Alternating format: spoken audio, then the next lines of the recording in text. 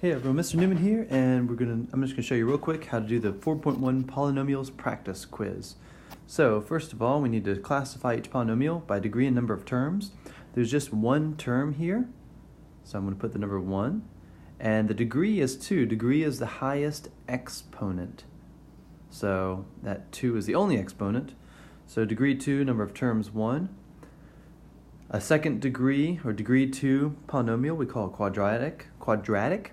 And when there's only one term, we call it a monomial, so B is the correct answer, quadratic monomial. For part 2, there are 2 terms here. Remember, a term is a group of numbers and variables that are separated by addition and subtraction. So there are 2 terms here. And the degree is the highest power exponent. That's a 3 right there. Degree 3, we call that a cubic, and 2 terms, we call that binomial. So the answer is C, cubic binomial. Which of the following is the leading coefficient? The leading coefficient is just the coefficient at the very front when it's written in standard form. In other words, the coefficient of the biggest exponent, and that's just a 3 there. So B, 3 is the leading coefficient. For each of these, we're going to simplify them. The first thing you want to identify, are we adding or subtracting these polynomials? Here we're adding them, and so we can just drop the parentheses. So I'm going to rewrite this without the parentheses. Then we're looking for like terms, so I see there's v cubed and a v cubed there, v squared and v squared, and a v and a v. So the v cubes, we have 8 minus 1, that gets us 7v cubed. The negative 3 and negative 2 become negative 5v squared.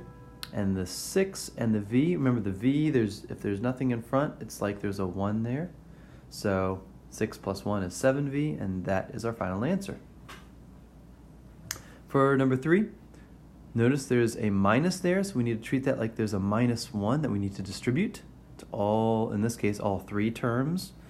And so let's distribute that. The first 3 I'm just going to write out as they are, without the parentheses, and multiply. Negative 1 times 8 is negative 8. Negative 1 times negative 6c squared is positive 6c squared. And negative 1 times 2c is negative 2c. When I combine like terms, let's see, 3c squared and 6c squared is 9c squared. Negative 4c and negative 2c is negative 6c. And 6 minus 8 is negative 2. There's our final answer. Thank you for watching.